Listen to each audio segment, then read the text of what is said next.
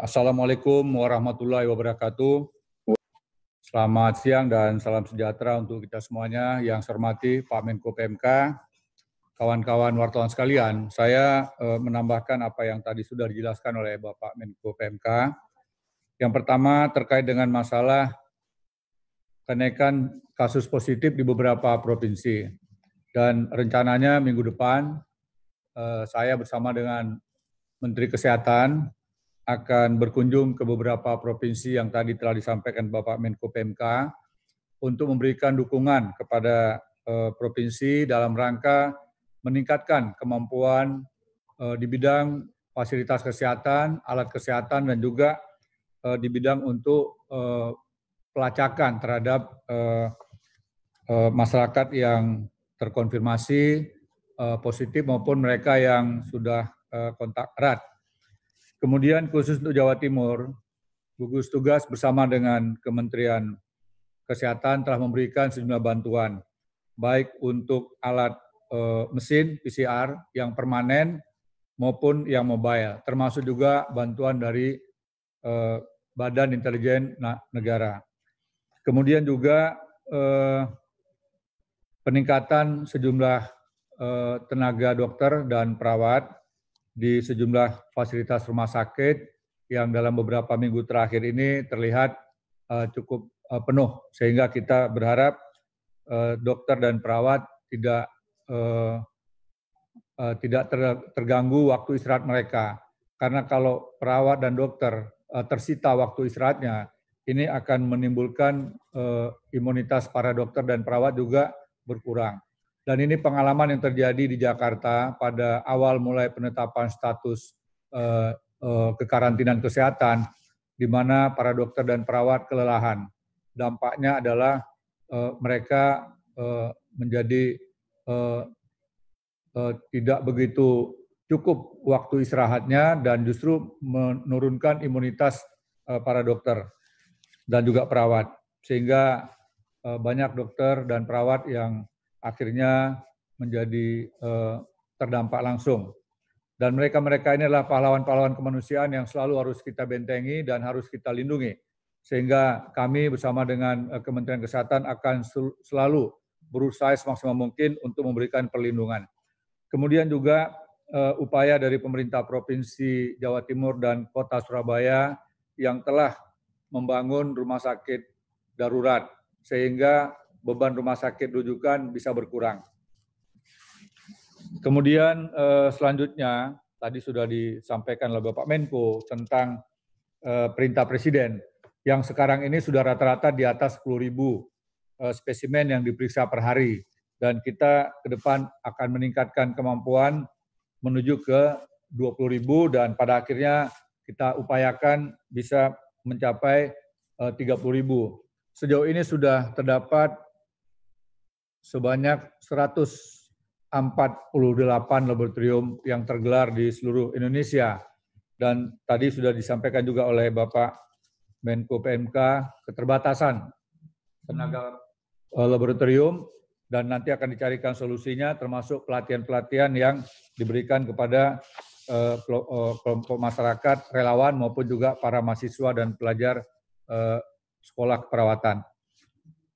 Kemudian pentingnya kerjasama di daerah, terutama di tingkat provinsi, sehingga seluruh komponen yang ada, terutama unsur kesehatan dibantu TNI Polri dan juga BINDA, ini mampu melakukan tracing dan tracking kepada kelompok masyarakat yang diduga ODP, sehingga program ini akan menjadi prioritas kami ke depan.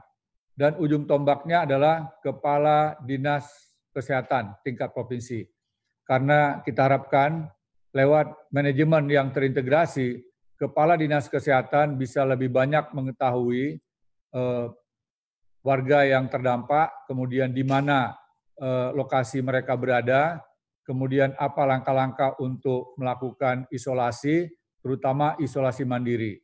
Nah, ketika isolasi mandiri dilakukan, maka jangan lagi ada di antara mereka yang sudah terkonfirmasi positif ini masih keluar dari tempat atau rumah atau kawasan isolasi mandiri yang disiapkan secara personal. Kemudian selanjutnya penyederhanaan merek mesin PCR yang selama ini memang sebagian masih menggunakan mesin lama, secara bertahap akan ada peremajaan.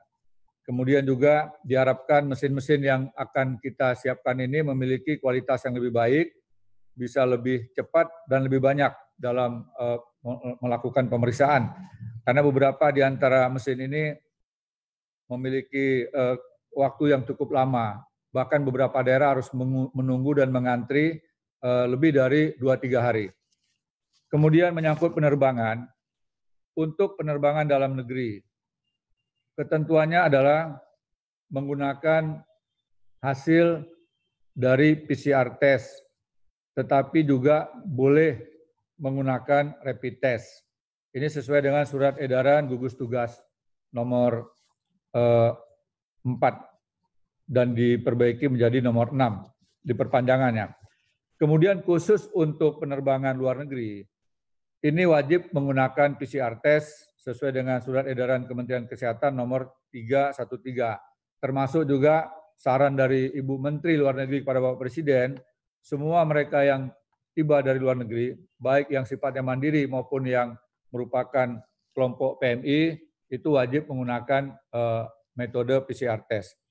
Kemudian untuk mereka yang melaksanakan perjalanan mandiri dari luar negeri, juga disiapkan hotel di beberapa tempat di mana tenaga atau karyawan hotel telah mendapatkan pelatihan dari tim Kementerian Kesehatan dibantu oleh unsur TNI dan Polri di bidang kesehatan.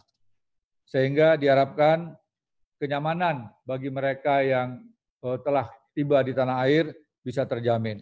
Kemudian biaya yang dikeluarkan itu menjadi tanggung jawab bagi masyarakat yang menghendaki untuk memilih lokasi di hotel. Termasuk juga biaya untuk PCR testnya itu ditanggung oleh mereka yang meminta. Sedangkan bagi PMI dan kelompok masyarakat serta warga negara Indonesia lainnya yang kembali dari luar negeri, itu tetap disiapkan, pilihannya adalah di Wisma Karantina Pademangan.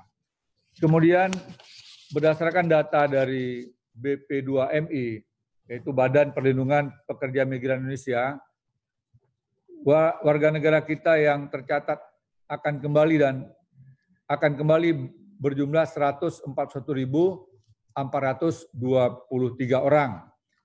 Sementara itu yang telah tiba di Jakarta dan Bali itu mencapai 15.343 orang. Kemudian yang melalui Batam, Kalimantan Barat dan Kalimantan Utara mencapai 79.444 orang.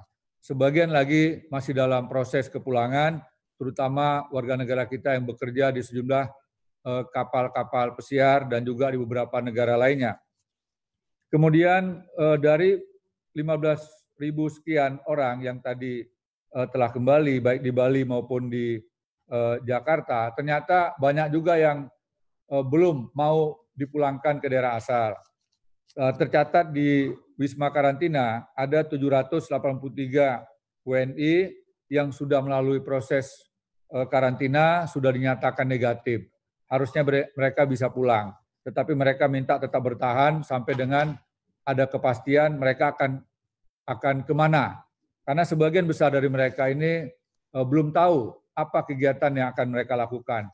Termasuk kalau ke kampung halaman pun, belum tentu mereka mendapatkan pekerjaan di kampung halaman.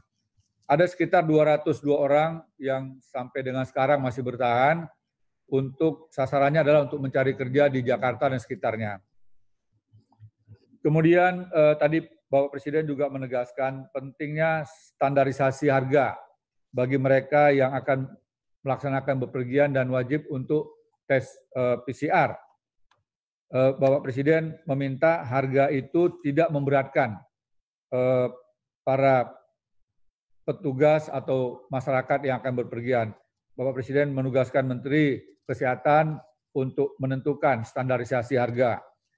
Kemudian selanjutnya, adanya zonisasi warna tentang risiko terhadap ancaman COVID, baik tinggi, sedang, rendah, termasuk ada 102 kabupaten kota yang tidak terdampak yang telah diumumkan untuk bisa memulai kegiatan masyarakat produktif dan aman COVID. Tadi Bapak Presiden telah menugaskan saya pada hari Senin yang akan datang untuk mengumumkan daerah yang statusnya warna kuning. Artinya risiko ancaman COVID-nya sudah rendah berdasarkan data-data yang telah dilaporkan kepada gugus tugas. Namun data-data ini sangat bervariasi, artinya sewaktu-waktu bisa berubah. Yang hari ini mungkin masih orange, tiba-tiba nanti bisa berubah menjadi kuning. Demikian juga sebaliknya, yang tadinya warnanya kuning, risikonya rendah, tetapi karena ada beberapa kasus berubah menjadi orange. Jadi patokan kita adalah data yang dilaporkan, kemudian disesuaikan dengan ketentuan yang telah dikeluarkan oleh WHO terkait dengan masalah epidemiologi, surveillance, dan juga kemampuan fasilitas kesehatan yang ada di tiap-tiap daerah. Kemudian juga Bapak Presiden telah memberikan arahan tentang mempercepat kelonggaran bagi sejumlah kawasan, terutama pertambangan, kemudian perindustrian, kemudian perkebunan, dan beberapa bidang lain yang risiko, saya ulangi lagi, yang risikonya kecil bagi masyarakat sekitarnya. Jadi ini menjadi pertimbangan kami untuk sesegera mungkin melakukan koordinasi dengan kementerian dan lembaga terkait setelah ada data-data dan masukan dari KL-KL yang ada, nanti akan segera diumumkan jenis bidang apa saja yang harus segera kita berikan pelonggaran. Kemudian yang terakhir menyangkut masalah protokol kesehatan harga mati. Jadi dalam berbagai kegiatan Bapak Presiden selalu menekankan, kita belum akan menemukan vaksin. Dan kita juga belum akan tahu kapan akan berakhirnya COVID ini. Oleh karenanya, kemampuan kita beradaptasi terhadap ancaman COVID ini harus selalu kita siapkan, harus selalu diingatkan dengan kehati-hatian, tidak boleh lengah, tetap waspada, sehingga kegiatan tetap paralel. Kita tetap mengamankan masyarakat agar tidak terpapar COVID, tetapi juga kita harus memperhitungkan warga masyarakat kita untuk tidak terkapar PHK. Kemudian juga Bapak Wakil Presiden menekankan tentang pentingnya memperhatikan protokol kesehatan pada saat kegiatan di rumah ibadah. Dan ini kita lihat pengalaman-pengalaman sebelumnya, sebagian besar warga yang terkonfirmasi positif, bahkan sejumlah tokoh-tokoh agama akhirnya menjadi wafat, meninggal dunia, itu diawali dengan kegiatan di tempat-tempat ibadah atau kegiatan ibadah. Oleh karenanya, pesan dari gugus tugas, seluruh pihak yang telah diberikan kewenangan atau bahkan memiliki tanggung jawab untuk bisa melindungi warga negara dari ancaman COVID ini, diharapkan bisa bekerja dengan sepenuh hati, bisa melakukan langkah-langkah antisipatif bahwa COVID belum akan berakhir, tetapi masyarakat juga sudah lebih dari 2,5 bulan belum memulai aktivitasnya. Nah, bagi daerah-daerah yang telah diberikan pelonggaran, mohon sekali lagi, pimpinan di daerah, seluruh komponen masyarakat harus bersatu, harus bekerja sama, laksanakan semua kegiatan yang sifatnya koordinasi dan komunikasi dengan baik. Libatkan tokoh-tokoh non-formal, agar apa-apa yang harus dilakukan ini menjadi bagian yang tidak terpisahkan. Sehingga ketika kepala daerah atau pihak-pihak tertentu mengumumkan tentang melakukan kegiatan pelonggaran, maka masyarakat sudah memahaminya, sudah mengerti, dan juga akhirnya mematuhinya. Termasuk juga proses sosialisasi. Dan juga diawali dengan simulasi. Tanpa ada simulasi, diharapkan kegiatan ini lebih baik ditunda dulu. Karena risiko yang akan dihadapi tentu tidak mudah, tentu tidak ringan, tentu tidak kecil. Nah, dengan demikian, proses sosialisasi setiap sektor yang akan dibuka ini menjadi hal yang perlu diperhatikan dengan sangat serius. Saya rasa itu saja yang dapat kami sampaikan. Selanjutnya kami kembalikan kepada Biro Pers dan Media Istana. Demikian, wabillahi taufiq wal hidayah. Wassalamualaikum warahmatullahi wabarakatuh. Jadi pelibatan swasta ini juga nantinya akan bisa menambah kapasitas pemeriksaan kita yang sekarang ini 10.000, bisa mencapai nanti 20.000 dan juga mungkin lebih banyak lagi sampai 30.000. Yang penting intinya semua terintegrasi melalui Dinas Kesehatan Provinsi. Jadi izin, kemudian ketentuan-ketentuan yang ada, termasuk tentunya masalah keamanan, supaya ini menjadi atensi, karena risiko yang dihadapi oleh para pekerja laboratorium ini itu tidak jauh berbeda dengan risiko yang dihadapi oleh para dokter dan perawat. Beberapa waktu yang lalu sejumlah dokter dan tenaga laboratorium itu sempat terpapar COVID karena ada kebocoran dari laboratorium. Nah, ini yang harus kita jaga.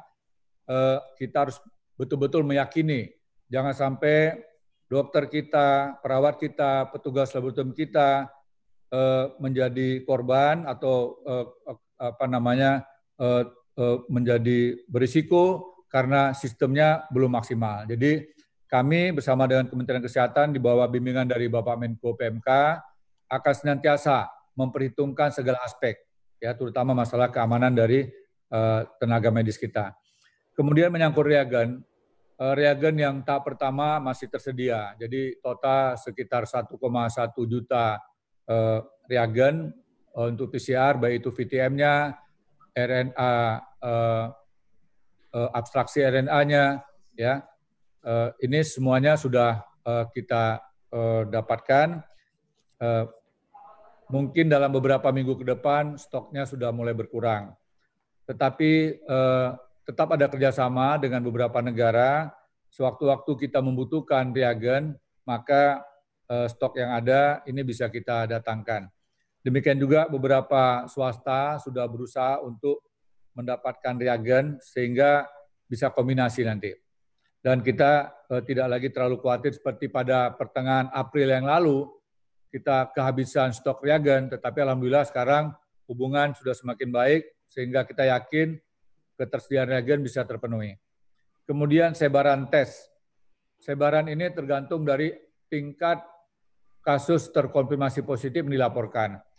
Makanya sekarang kita memperbanyak mobile laboratorium BSL-2. Artinya apa? Ketika nanti suatu daerah telah mengalami penurunan, maka kendaraan itu bisa kita geser, bisa kita pindahkan ke kabupaten atau provinsi lain yang membutuhkannya, sehingga akan jauh lebih efisien. Diperlukan. Nah, sejauh ini tim gabungan dari Kementerian Kesehatan dan gugus tugas masih merancang kira-kira seberapa besar anggaran yang dibutuhkan untuk menyiapkan segala sesuatu yang berhubungan dengan peningkatan kemampuan pemeriksaan. Untuk diketahui, pada awalnya pemeriksaan laboratorium ini hanya ada di Balitbangkes. Kemudian berkembang ditambah dengan beberapa lokasi lagi, beberapa tempat, termasuk dari Laboratorium Airlangga dan Eijkman serta UI. Dan setelah itu berkembang lagi menjadi lebih banyak lagi. Nah, sekarang sebarannya sudah semakin besar. Kemudian, apakah ini bisa menilai L0 dan juga RT? Nah, kalau sudah real time, otomatis sudah bisa mendapatkan data yang lebih akurat.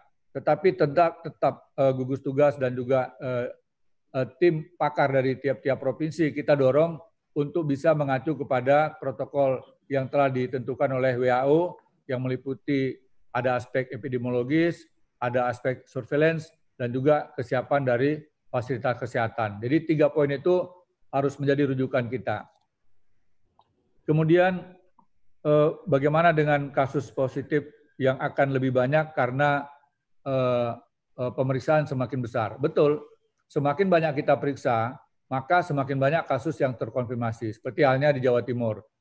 Karena jumlah reagen, jumlah PCR mesinnya sudah semakin banyak, kemudian kemampuan daerah juga untuk menjaring ODP dan OPD juga semakin besar, sehingga kasusnya meningkat. Tetapi yang kita harus perhatikan adalah jumlah ketersediaan rumah sakit, kemudian juga kasus kematian. Nah, yang terakhir ini yang paling penting. Walaupun banyak kasus, kemudian pasien dirawat di rumah sakit itu banyak, tetapi jumlah yang meninggal itu sedikit. Nah, ini yang kita harapkan. Nah, kami sudah mengimbau, tadi malam juga Vikon dengan Gubernur DKI, ada sekitar 2.500 warga yang telah sembuh dari COVID. Nah, diharapkan mereka bersedia untuk menyumbangkan plasmanya.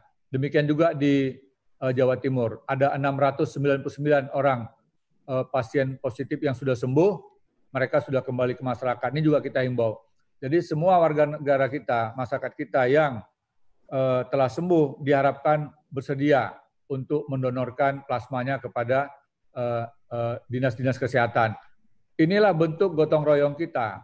Obat belum ada, vaksin belum ada. Jadi cara pengobatan yang telah dilakukan oleh Kementerian Kesehatan dan telah diakui juga oleh beberapa lembaga internasional menggunakan metode plasma konvalesen. Dan kita dorong terus supaya pakar kita, ahli-ahli kedokteran kita, ahli kesehatan kita semakin banyak yang memiliki kemampuan untuk terapi plasma ini. Masalah new normal tentu tetap akan berjalan, melihat dinamika di lapangan. Setiap daerah, setiap provinsi, setiap kabupaten kota memiliki karakteristik yang berbeda. Nah, daerah-daerah yang telah statusnya menjadi kuning, risikonya rendah, silakan saja untuk melanjutkan menuju kepada norma baru atau new normal. Daerah yang masih merah, kasusnya masih tinggi, ya jangan dulu.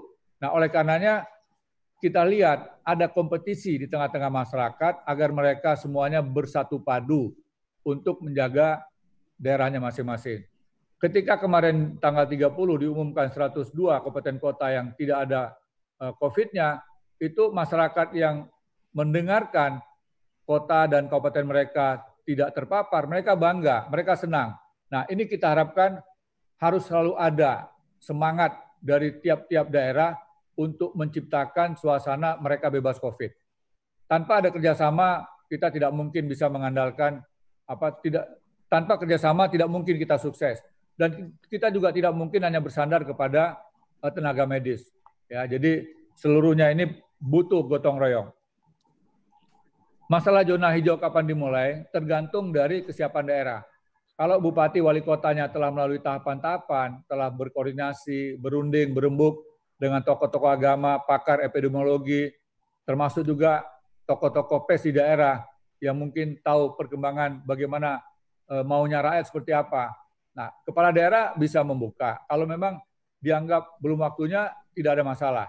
Ya, jadi kita serahkan kepada daerah, daerahlah yang tahu apa yang harus mereka lakukan. Kita dari pusat memberikan arahan, kita memberikan guidance supaya daerah juga punya semangat yang tinggi untuk menjaga lingkungannya, tetapi juga harus tetap memperhitungkan potensi adanya masyarakat yang kehilangan pekerjaan.